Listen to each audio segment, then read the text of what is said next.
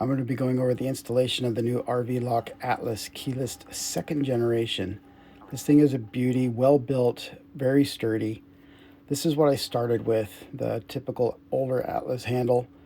To get it off, you're going to take out the 3 screws on the back side. The white portion will just pull right off. The front side, you need to pull out the closest to the hinge, kind of push it away, and then feed the deadbolt section out as you pull it away from the door. It's not hard once you'll see it, once you figure it out. Then you want to go ahead and just kind of clean up the area where the old handle was, kind of make it look nice before the new one goes in. Feed the new one in reverse. It goes right in. Then make sure you line up the lock handle and plug in the electrical. Feed the new handle on, put the 3 screws back in, and you've got it. The new RVLock Atlas Second Generation.